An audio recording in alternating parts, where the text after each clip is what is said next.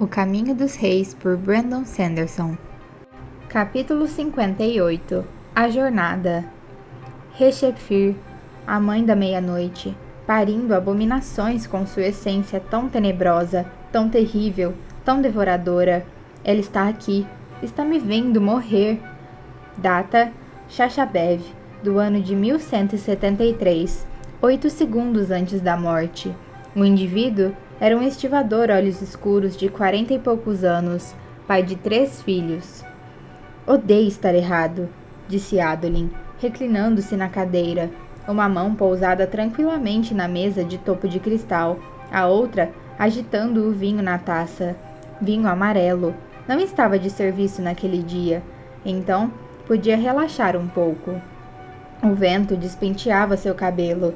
Estava sentado com um grupo de outros jovens olhos claros nas mesas externas de uma loja de vinhos do mercado externo.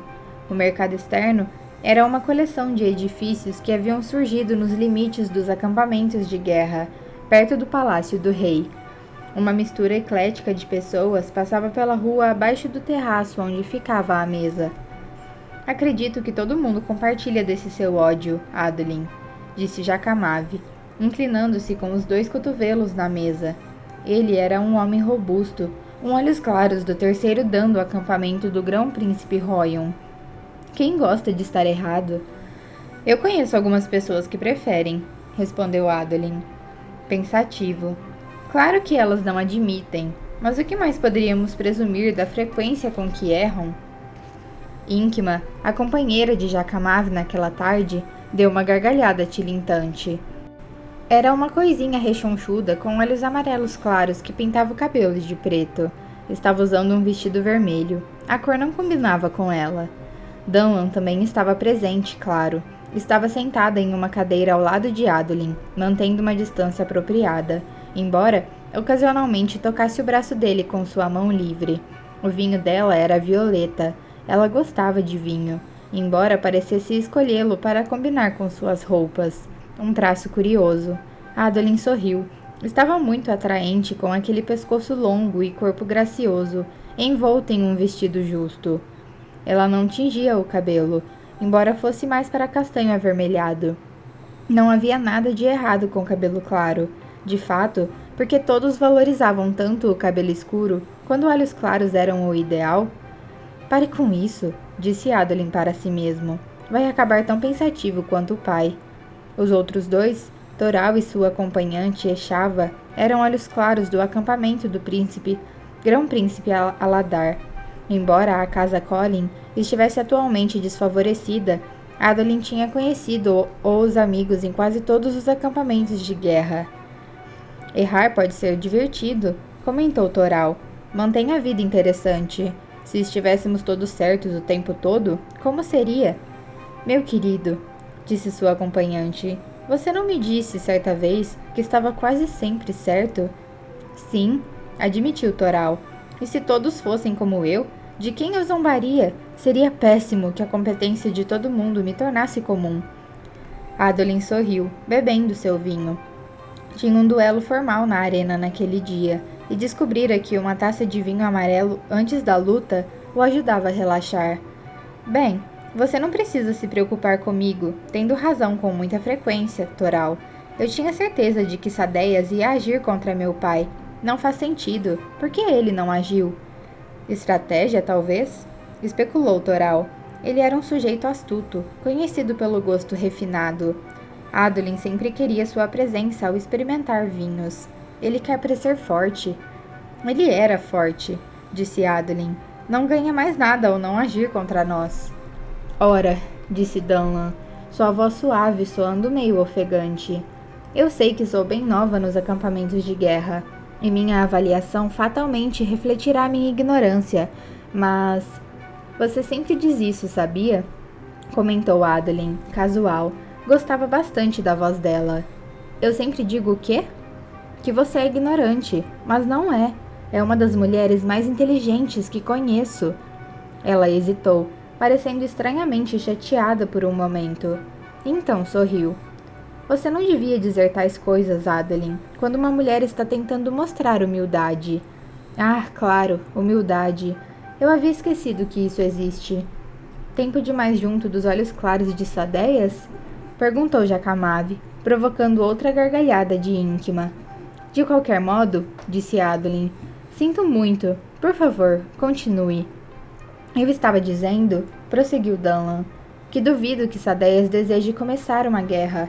Atacar o seu pai de modo tão óbvio daria nisso, não? Sem dúvida, concordou Adolin. Então talvez tenha sido por isso que ele se conteve. Eu não sei, disse Toral. Ele podia ter envergonhado sua família sem atacá-lo. Poderia ter dado a entender, por exemplo, que vocês haviam sido negligentes e tolos em não proteger o rei, mas que não estavam por trás da tentativa de assassinato. Adolin concordou. Isso ainda poderia ter dado início a uma guerra, observou Danlan. Talvez, disse Toral. Mas você precisa admitir, Adolin, que a reputação do Espinho Negro não anda muito impressionante ultimamente. Como assim? Rebateu Adolin.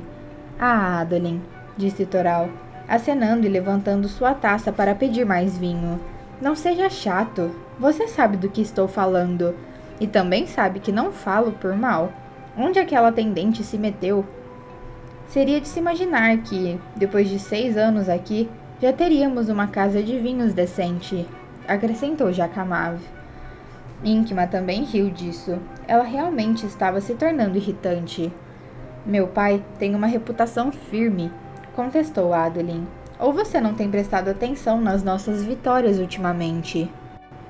Obtidas com o auxílio de Sadeias, apontou Jacamave. Mesmo assim, são vitórias. Nos últimos meses, meu pai salvou não só a vida de Sadeias, como a do próprio rei. Ele luta audaciosamente. Certamente vocês veem que os boatos anteriores sobre ele eram totalmente infundados. Tudo bem, disse Toral. Não precisa ficar chateado, Adolin. Todos nós concordamos que seu pai é um homem maravilhoso, mas foi você que reclamou conosco que queria mudá-lo. Adolin observou seu vinho. Os 2 outros homens na mesa vestiam o tipo de traje que o pai de Adolin desaprovava. Casacas curtas sobre camisas de seda coloridas. Toral usava um fino cachecol de seda amarela no pescoço e outro ao redor do pulso direito. Era o auge da moda e parecia muito mais confortável do que o uniforme de Adolin. Dalinar acharia aqueles trajes ridículos, mas às vezes a moda era ridícula, ousada, diferente. Havia algo revigorante em se vestir de maneira que interessasse os outros, movendo-se de acordo com ondas de estilo. Antigamente, antes de se juntar ao pai na guerra, Adolin adorava combinar roupas para passar seus dias. Agora tinha apenas 2 opções: casaca de uniforme de verão ou casaca de uniforme de inverno. A atendente finalmente chegou, trazendo 2 garrafas de vinho, uma amarela e outra azul profundo. Ínquima riu, enquanto Jacamave se inclinava para sussurrar algo no seu ouvido. Adolin levantou a mão para impedir que a atendente enchesse sua taça. Já não sei mais se quero mudar o meu pai. Toral franziu o senho. Na semana passada. Eu sei, cortou Adolin. Isso foi antes de vê-lo socorrer Sadeias. Toda vez que eu esqueço como meu pai é incrível, ele faz alguma coisa para provar que eu sou um dos 10 tolos. Também aconteceu quando Elhokar estava em perigo. É como se meu pai só agisse assim quando ele realmente se importa com alguma coisa. Você está dando a entender que ele não se importa realmente com a guerra, querido Adolin, disse Danlan. Não, só que as vidas de Elhokar e Sadeias são mais importantes do que matar Parshindianos. Os outros aceitaram essa explicação e passaram para outros tópicos, mas Adolin ficou cismando sobre o assunto. Sentia-se perturbado ultimamente. Estar errado sobre Sadeias era um dos motivos. O outro era a possibilidade de provarem se as visões estavam certas ou erradas. Adolin sentia-se em uma armadilha, pressionar o pai a confrontar a própria sanidade, e agora, de acordo com o que fora combinado na sua última conversa, praticamente havia concordado em aceitar a decisão de Dalinar, de abdicar se provassem que as visões eram falsas. Todo mundo odeia estar errado, pensou Adolin. Só que meu pai disse que prefere estar errado se for o melhor para Elhokar. Adolin duvidava que muitos olhos claros fossem preferir ter prova de que eram loucos, em vez de estarem certos. Talvez, disse Shava, mas isso não muda todas as tolas restrições dele. Eu gostaria que ele de fato abdicasse. Adolin se espantou. O quê? O que você disse? Shava olhou para ele. Nada. Só estava conferindo se você estava prestando atenção, Adolin. Não. Diga-me o que estavam falando. Não. Ela deu de ombros, olhando para Toral, que se inclinou para a frente. Não pense que os acampamentos de guerra estão ignorando o que acontece com o seu pai durante as grandes tormentas, Adolin. Andam dizendo que ele deveria abdicar por conta disso. Seria uma tolice, respondeu Adolin com firmeza, levando em conta o grau de sucesso que tem mostrado em combate. Abdicar seria de fato um exagero, concordou Danlan. Contudo, Adolin, eu gostaria mesmo que convencesse seu pai a diminuir essas restrições tolas no nosso acampamento. Você e os outros homens Colin poderiam realmente retornar à sociedade. Eu tentei, disse ele, verificando a posição do sol. Acredite, e agora, infelizmente, preciso me preparar para um duelo, com a sua licença. Outro dos bajuladores de Sadeias? Perguntou Jacamav. Não, Danlan sorriu. É o Lumino Brihese. Tanadal andou fazendo certos comentários, e isso pode servir para calar a sua boca. Ela olhou para Adolin com ternura. Encontro você lá. Obrigado, disse ele, se levantando e abotoando a casaca. Beijou a mão livre de Danlan, acenou para os outros e saiu apressado para a rua. Foi uma partida um tanto brusca da minha parte. Será que perceberam como a discussão me deixou incomodado? Provavelmente não. Eles não o conheciam tão bem quanto Renarin. Adolin gostava de conviver com muitas pessoas, mas não era extremamente próximo de nenhuma delas. Não conhecia nem Danlan tão bem ainda, mas gostaria que seu relacionamento com ela durasse. Estava cansado das implicâncias de Renarin sobre seus rápidos flertes. Danlan era muito bonita. Parecia que o cortejo funcionaria. Ele passou pelo mercado exterior, as palavras de Toral pesando. Adolin não queria tornar-se grão-príncipe. Não estava pronto. Gostava de duelar e conversar com os amigos. Liderar o exército era uma coisa, mas como grão-príncipe, ele teria outras preocupações, como, por exemplo, o futuro da guerra nas planícies quebradas, ou proteger e aconselhar o rei. Isso não devia ser problema nosso, ele pensou, mas como seu pai sempre dizia, se eles não fizessem, quem faria? O mercado exterior era muito mais desorganizado do que os mercados dentro do acampamento de guerra de Dalinar. Ali, os edifícios precários, a maioria construída com blocos de pedra de uma pedreira próxima, haviam surgido sem nenhum plano específico. Muitos comerciantes eram tailenos, com seus típicos chapéus, coletes e longas sobrancelhas expressivas. O mercado movimentado era um dos poucos lugares onde soldados de todos os 10 acampamentos de guerra se misturavam. Na verdade, aquela passara a ser uma das principais funções do lugar. Era um campo neutro, onde homens e mulheres de diferentes acampamentos podiam se encontrar. Também fornecia um mercado que não era altamente regulamentado, embora Dalinar houvesse estipulado algumas regras quando o mercado começou a mostrar sinais de ilegalidade. Adolin acenou com a cabeça para um grupo de soldados Colin vestidos de azul que passava, e eles bateram continência. Estavam patrulhando, alabardas nos ombros, elmos brilhantes. As tropas de Dalinar mantinham a paz ali, e suas escribas cuidavam do local, tudo às custas dele. Seu pai não gostava da configuração do mercado exterior, ou da falta de muralhas do lugar. Dizia que uma incursão ali seria catastrófica, que violava o espírito dos códigos, mas fazia anos que os parchindianos não invadiam o lado aletiano das planícies.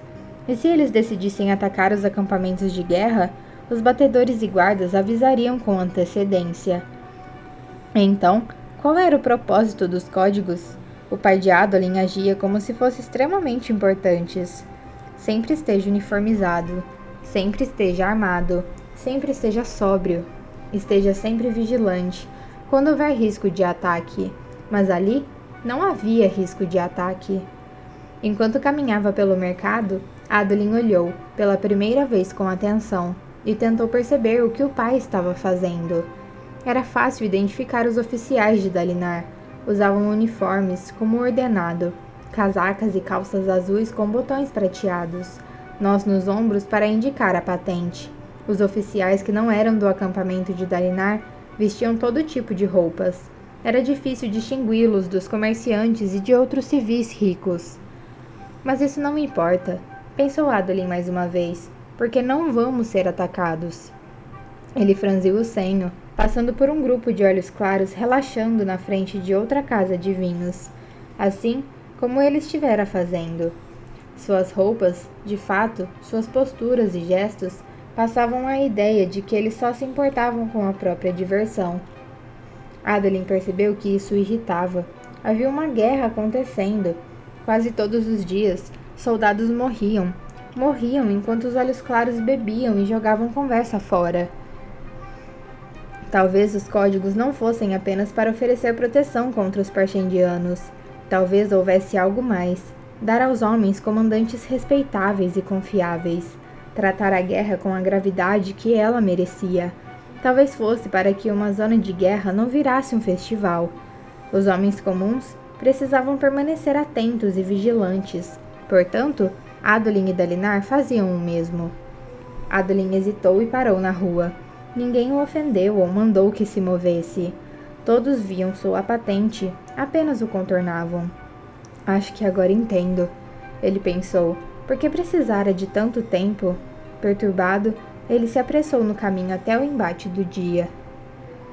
Caminhei de Abamabar até Uritiro, declamou Dalinar, citando de memória. Nisto, a metáfora e a experiência são uma só coisa, inseparáveis como minha mente e memória.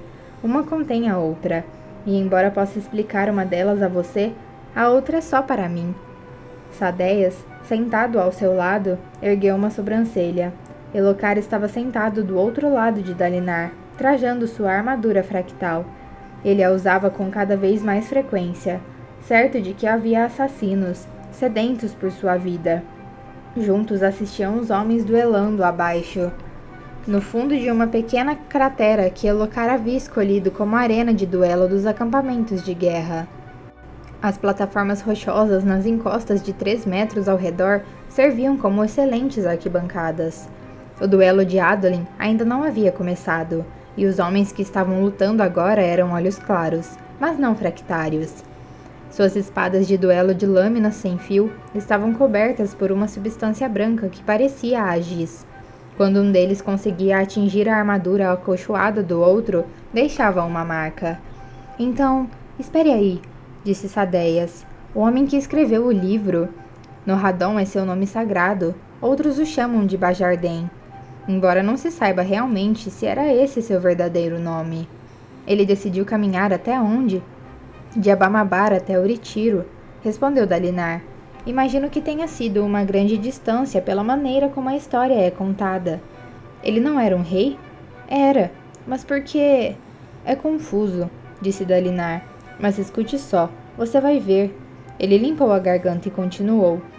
Percorri essa inspiradora distância sozinho e proibi que assistentes me acompanhassem. Não tive corcel além das minhas gastas sandálias, nem companheiro além de um sólido cajado para oferecer conversa com suas batidas contra a rocha. Minha boca seria minha bolsa. Não a enchi com gemas, mas sim com canções.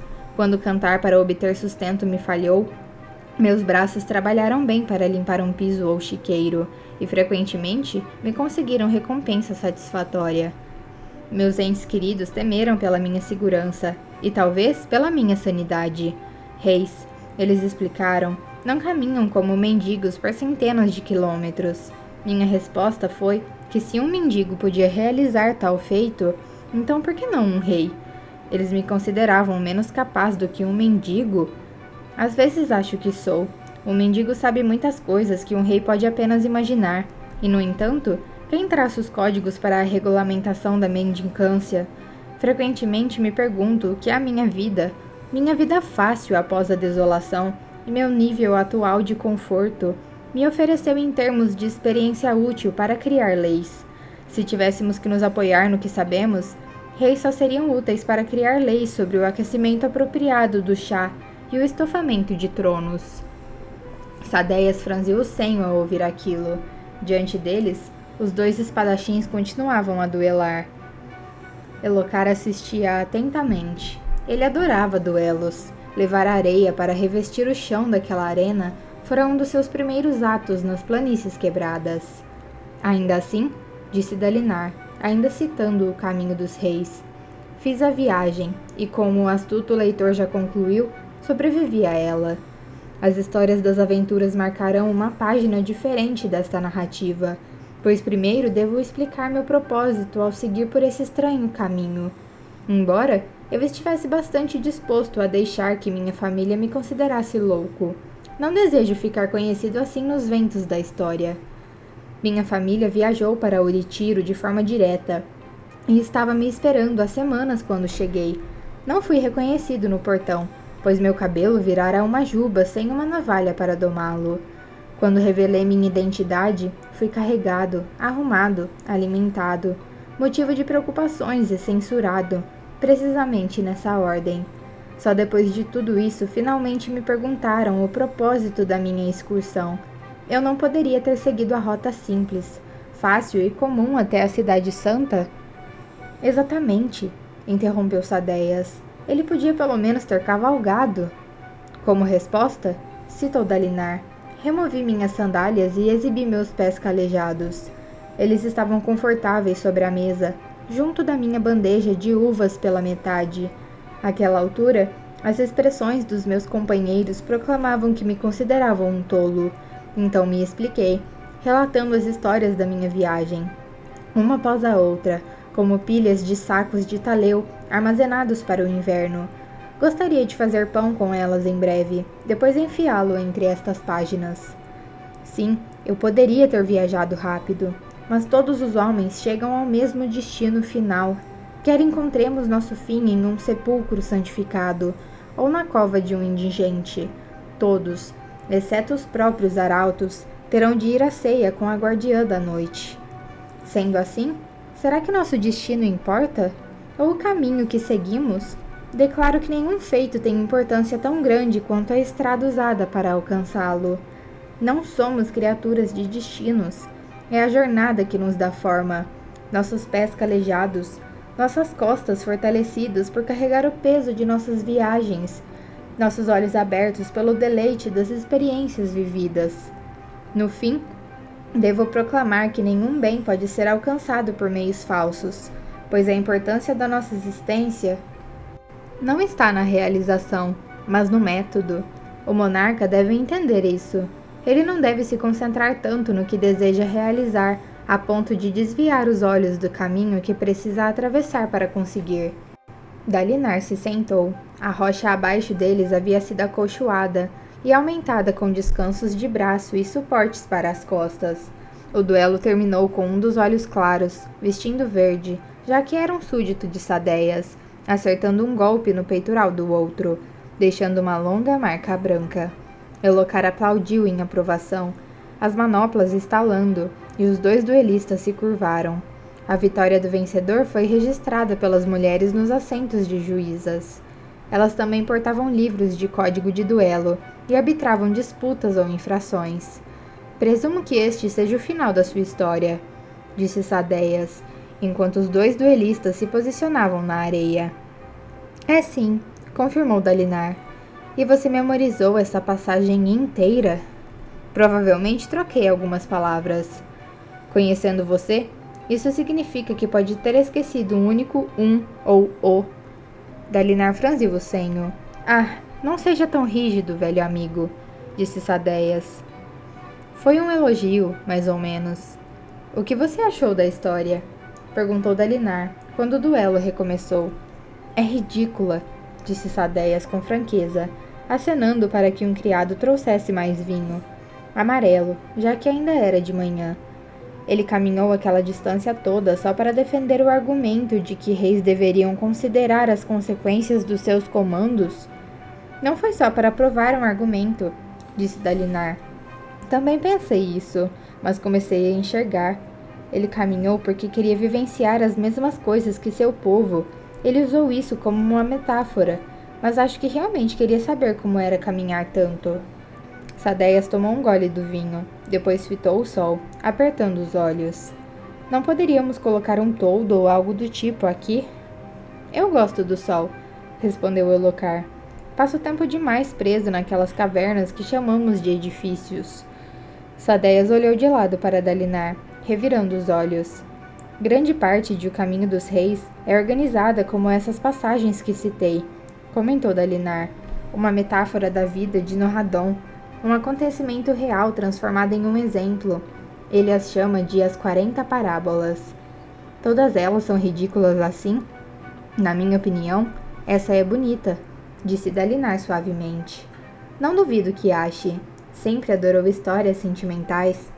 Ele levantou uma das mãos. Isso também é para ser um elogio.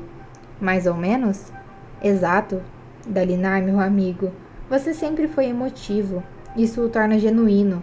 Também dificulta que pense de cabeça fria. Mas contanto que continue instigado a salvar minha vida, acho que posso viver com isso. Ele coçou o queixo. Suponho que não teria outro jeito, não é? Acho que não. Os outros grão-príncipes o acham moralista demais. Você deve entender por quê. O que ele podia dizer? Não é minha intenção. Bem, você os provoca. Por exemplo, veja o modo como se recusa a reagir aos argumentos ou insultos deles. Protestar apenas chama a atenção para a questão, disse Dalinar. A melhor defesa do caráter é agir corretamente. Se você age com virtude, será tratado de acordo pelas pessoas ao seu redor. Está vendo? É isso, replicou Sadeias. Quem fala desse jeito? Dalinar, comentou Elocár. Embora ainda estivesse assistindo ao duelo, meu pai também falava assim. Exatamente, disse Sadeias. Dalinar, amigo, os outros simplesmente não conseguem aceitar que você fala sério. Eles acham que é fingimento. E você? O que acha? Eu vejo a verdade. E qual é? Você é um puritano moralista, disse Sadeias com leveza, mas é honesto. Tenho certeza de que você também disse isso como um elogio. Na verdade, dessa vez só estava tentando irritá-lo. Sadeias ergueu a taça de vinho para Dalinar. Ao lado deles, Elocár sorriu. Sadeias, isso foi bastante sagaz. Devo nomeá-lo Novo Riso? O que aconteceu com o antigo? A voz de Sadeias traía curiosidade, até mesmo expectativa, como se esperasse ouvir que uma tragédia se abatera sobre Riso. O sorriso de Elocár virou um senho franzido. Ele desapareceu. É mesmo? Que decepção. Bah! Elocár acenou como uma manopla. Ele faz isso de vez em quando. Em algum momento voltará. Instável como a própria danação, aquele sujeito. Se não me fizesse rir tanto, eu o teria substituído há muitas estações. Eles ficaram em silêncio, e o duelo continuou. Alguns outros olhos claros, tanto mulheres quanto homens, assistiam, acomodados nas encostas, semelhantes a arquibancadas. Dalinar notou com desconforto que Navani havia chegado, e estava conversando com um grupo de mulheres, incluindo a mais recente paixão de Adalin, a escriba de cabelos avermelhados. Os olhos de Dalinar pousaram em Navani, observando seu vestido violeta, sua beleza madura. Ela havia registrado a maioria das suas visões recentes, sem reclamar, e parecia tê-lo perdoado por botá-la para fora dos seus aposentos, de modo tão ríspido. Navani nunca zombava dele, nunca agia com ceticismo. Ele era grato por isso. Deveria agradecer. Ou será que ela veria aquilo como uma abertura? Ele desviou o olhar, mas descobriu que não podia assistir ao duelo sem vê-la com o canto do olho. Assim, em vez disso, olhou para o céu, apertando as pálpebras contra o sol da tarde. Os sons de metal atingido metal ecoavam embaixo. Atrás deles, várias lesmas grandes estavam grudadas na pedra, esperando pela água de uma grande tormenta. Ele tinha tantas perguntas, tantas incertezas. Escutava O Caminho dos Reis e se esforçava para descobrir o que significavam as últimas palavras de Gavilar, como se, de algum modo, elas contivessem a chave tanto para sua loucura quanto para a natureza de suas visões. Mas a verdade era que, Ele não sabia de nada. Não podia confiar nas próprias decisões. Isso o estava transtornando aos poucos, ponto a ponto. Nuvens pareciam menos frequentes naquelas planícies varridas pelo vento. Apenas o sol fulgante interrompido por furiosas grã-tormentas. O rosto de Roshar era influenciado pelas tempestades, mas ali no oriente, as ferozes e indomadas grã-tormentas reinavam supremas. Será que qualquer rei mortal poderia ter esperança de conquistar aquelas terras? Havia lendas de que elas tinham sido habitadas, sido mais do que apenas colinas devolutas, planícies desoladas e florestas luxuriantes. Natanatã, o reino de granito. Ah, disse Sadeias, soando como se houvesse provado alguma coisa amarga. Ele precisava vir? Dalinar baixou a cabeça e seguiu o olhar de Sadeias. O grão-príncipe Vamá havia chegado para assistir ao duelo, acompanhado por seu séquito. Embora a maioria dos homens usasse suas cores tradicionais, marrom e cinza, o próprio grão-príncipe vestiu uma longa casaca cinza com fendas para revelar a brilhante seda vermelha e laranja por baixo, combinando com os babados nos punhos e no colarinho. Pensei que você gostasse de Vamá, disse Elhokar. Eu o tolero, replicou Sadeias, mas seu senso de estilo é absolutamente repulsivo. Vermelho e laranja? E nem mesmo um laranja queimado, mas um laranja berrante de doer os olhos. E esse visual rasgado não está na moda há séculos. Ah, que maravilha! Ele está se sentando bem na nossa frente. Serei forçada a olhá-lo pelo resto da sessão. Você não devia julgar as pessoas tão duramente apenas pela aparência, censurou Dalinar. Dalinar, nós somos grão-príncipes, respondeu Sadeias secamente. Nós representamos Alecar. Muitas pessoas em todo o mundo nos veem como um centro de cultura e influência. Consequentemente, eu não deveria ter o direito de encorajar uma apresentação apropriada? Uma apresentação apropriada, sim, disse Dalinar. O certo é estarmos arrumados e asseados. Seria bom se seus soldados, por exemplo, mantivessem seus uniformes limpos. Arrumados, asseados e na moda, corrigiu Sadeias. E eu? Indagou Dalinar, olhando para seu uniforme simples. Você me colocaria nesses babados e cores fortes? Você? Você não tem mais jeito. Ele levantou uma das mãos para evitar objeções. Não, estou sendo injusto. Esse uniforme tem certo tom atemporal. O traje militar, em virtude da sua utilidade, nunca sairá totalmente de moda. É uma escolha segura, constante. De certo modo, você evita a questão da moda ao não participar do jogo. Ele indicou Vamá com a cabeça. Vamá tenta jogar, mas é péssimo nisso, o que é imperdoável. Ainda digo que você dá importância demais a essas sedas e cachecóis, disse Dalinar. Somos soldados em guerra, não cortesões em um baile. As planícies quebradas estão rapidamente se tornando um destino para dignitários estrangeiros. É importante que nos apresentemos de maneira apropriada. Ele levantou um dedo para Dalinar. Se tenho que aceitar sua superioridade moral, meu amigo, então talvez seja a hora de você aceitar meu senso de estilo. Poderia-se dizer que você julga as pessoas ainda mais do que eu pelas roupas que usam. Dalinar ficou em silêncio. O comentário doeu pela verdade que continha. Ainda assim, se dignitários iam se reunir com os grãos-príncipes nas planícies quebradas, seria demais pedir que encontrassem um grupo eficiente de acampamentos de guerra liderados por homens que pelo menos pareciam generais? Dalinar se recostou para assistir o fim do embate. Pela sua contagem, estava na hora da luta de Adolin. Os dois olhos claros que haviam lutado se curvaram para o rei. Depois, se recolheram a uma tenda ao lado da arena de duelos.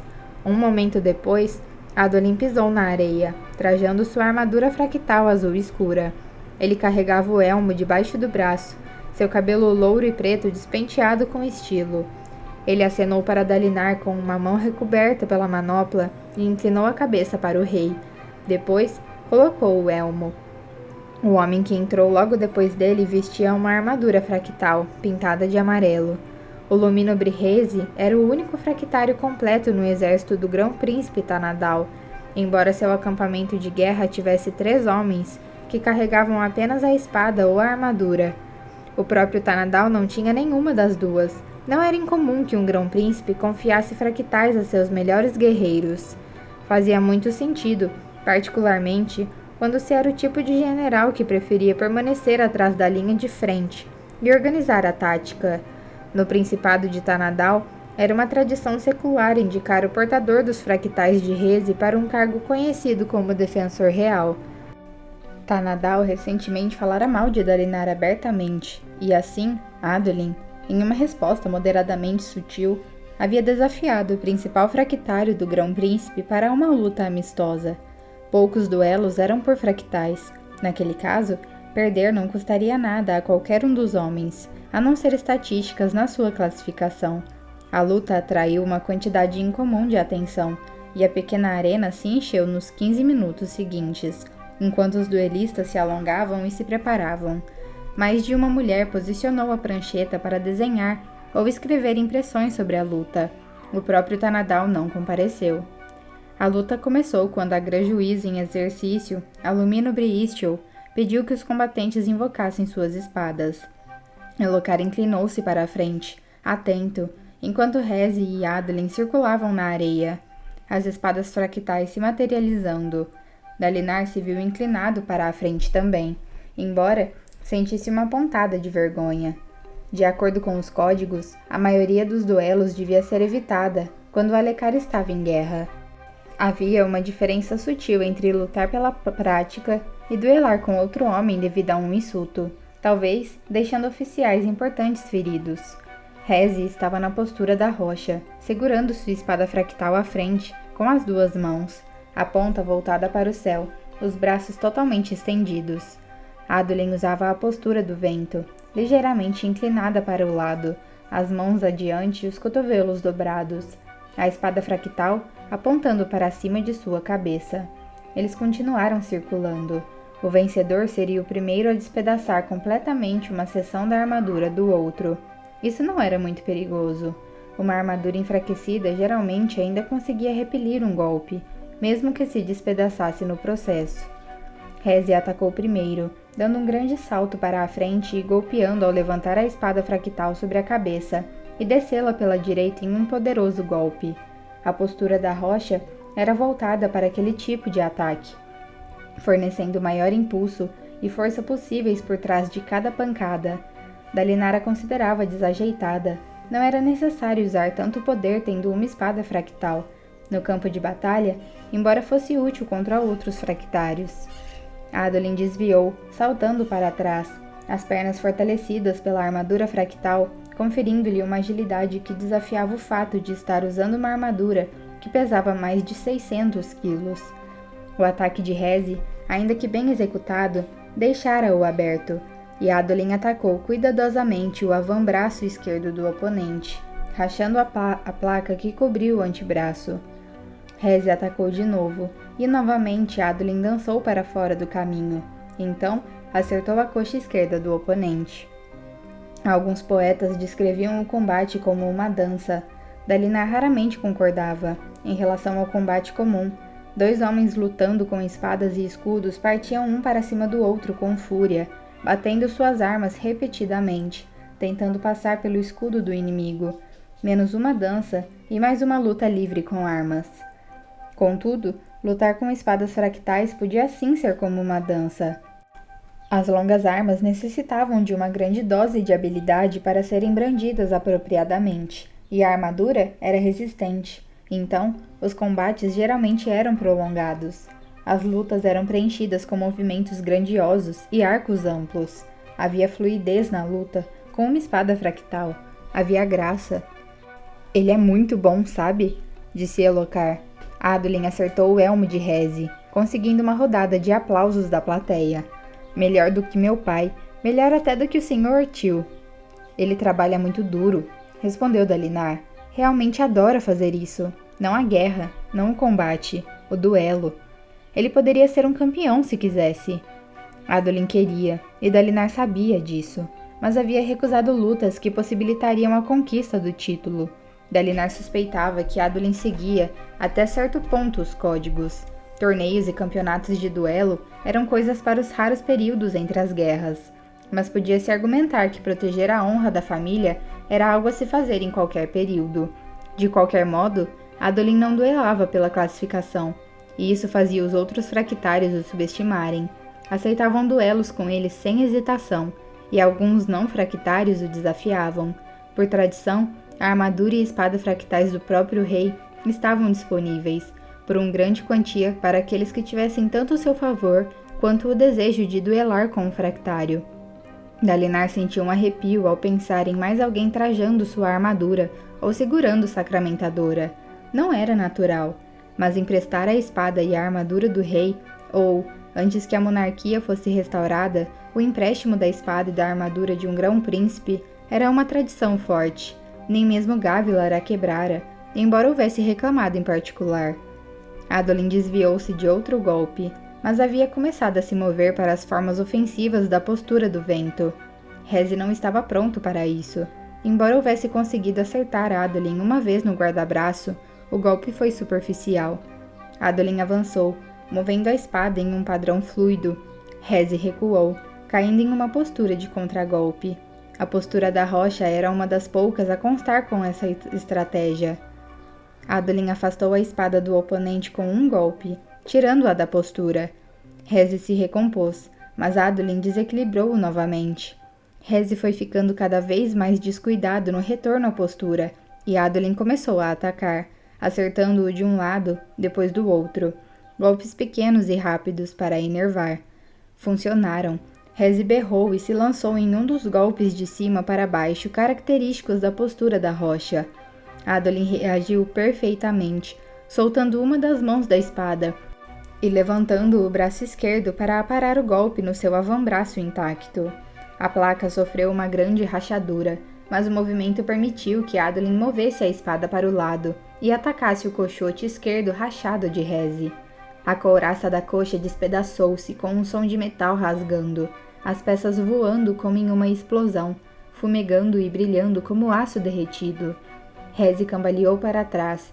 A perna esquerda não podia mais suportar o peso da armadura fractal. A partida havia acabado.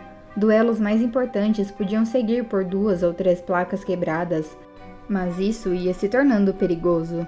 A grã-juíza se levantou, declarando o término. Reze cambaleou para longe, arrancando o elmo. Todos podiam ouvi-lo praguejar. Adolin saudou o oponente, tocando o lado sem fio da sua espada na testa. Depois, dispensando a lâmina. Ele se curvou para o rei. Outros homens às vezes iam até a multidão se gabar ou aceitar elogios, mas Adolin retornou à tenda de concentração. Talentoso, de fato, comentou Elhokar. E um rapaz tão correto, disse Sadeias, provando sua bebida. Sim, respondeu Dalinar. Às vezes gostaria que estivéssemos em paz, apenas para que Adolin pudesse se dedicar aos duelos. Sadeias suspirou. Mas conversa sobre abandonar a guerra, Dalinar? Não foi isso que eu quis dizer. Você vive reclamando que desistiu desse argumento, tio, disse Elhokar, voltando-se para ele, mas continua rodeando o tema, falando saudosamente da paz. As pessoas nos acampamentos o chamam de covarde. Sadeias achou graça. Ele não é covarde, Vossa Majestade, posso garantir. Por que então? Perguntou Elhokar. Esses rumores cresceram muito além do razoável, protestou Dalinar. E ainda assim, o senhor não responde minhas perguntas, disse Elhokar.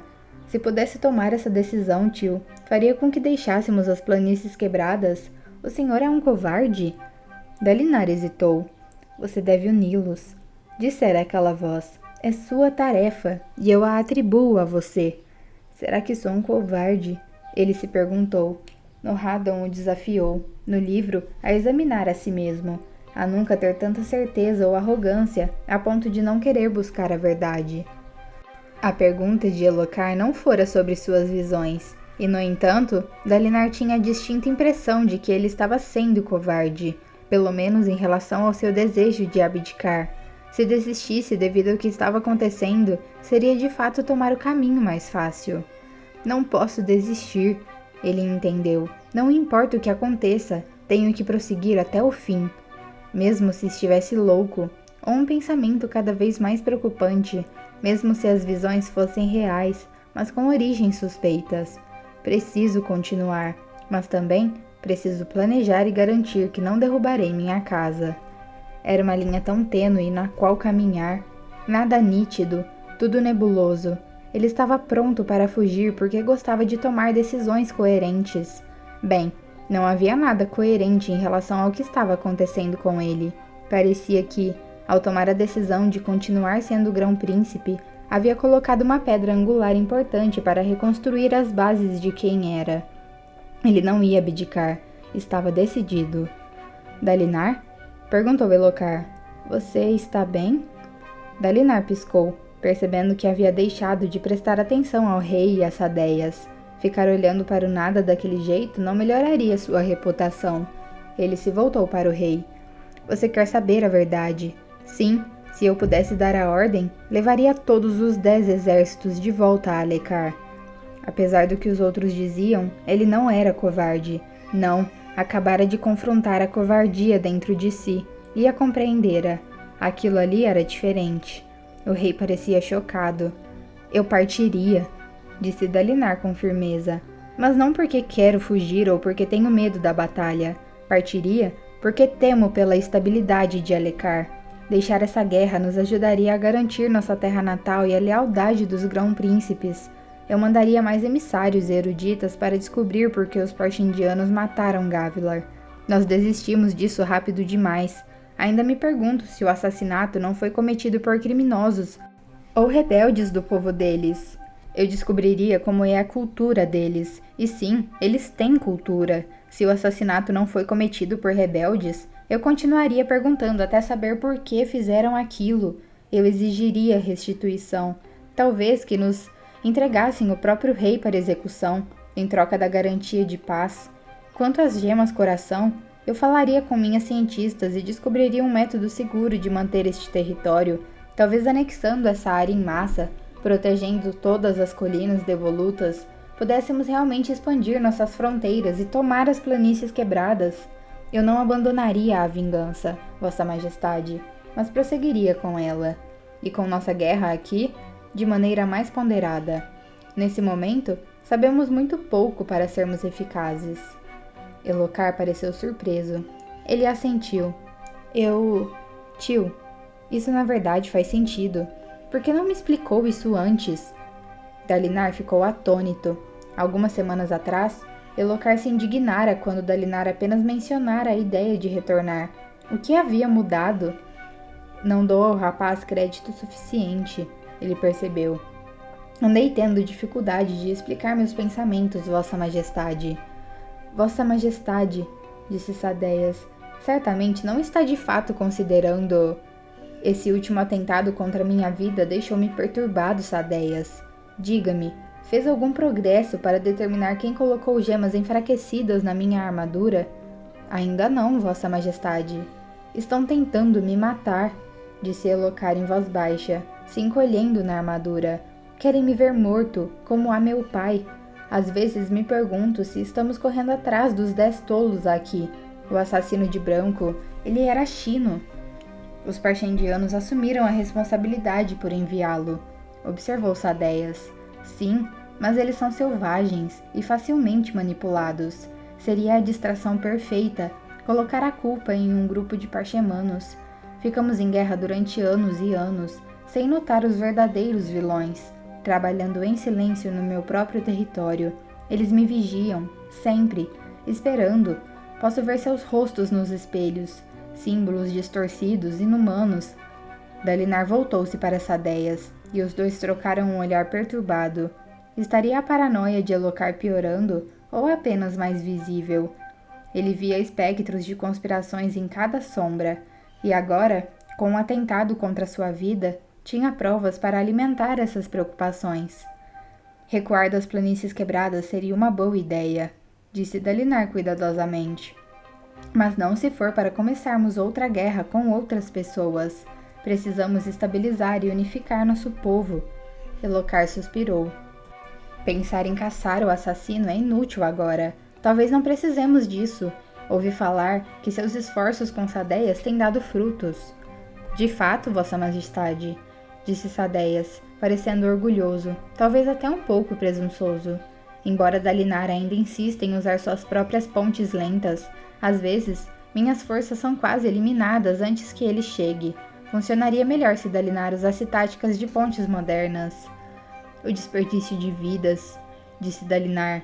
É aceitável, cortou Sadeias. A maioria de escravos, Dalinar. É uma honra para eles ter a chance de participar de alguma maneira. Duvido que eles vejam a situação desse jeito. Gostaria que você pelo menos tentasse do meu jeito, continuou Sadeias. Nossa estratégia até agora funcionou, mas me preocupo que os Parchendianos continuem a enviar 2 exércitos contra nós. Não me agrada a ideia de lutar com ambos sozinho antes de você chegar. Dalinar hesitou. Isso seria um problema, mas desistir da ponte de cercos? Bem, por que não chegar a um meio termo? Sugeriu Elhokar. Na próxima investida de platô, tio, o senhor deixa que os carregadores de Sadeias o ajudem na marcha inicial até o platô contestado. Sadeias já tem várias equipes de ponte extras que poderia lhe emprestar. Ele ainda pode correr à frente com um exército menor, mas você seguiria mais rápido do que de costume, usando as equipes de ponte dele. Isso seria o mesmo que ter equipes de ponte próprias, disse Dalinar. Não necessariamente, respondeu Elhokar. O senhor diz que os Parchendianos raramente conseguem se posicionar e atirar nos seus homens uma vez que Sadeias os confronta. Os homens de Sadeias podem começar o ataque da maneira de sempre, e o senhor pode chegar quando ele houver garantido uma posição segura para o senhor. Sim, disse Sadeias pensativo. Os carregadores que você usar estarão seguros, e você não vai desperdiçar vidas, mas poderá chegar no platô para me ajudar 2 vezes mais rápido. E se você não conseguir distrair os Parchendianos o suficiente?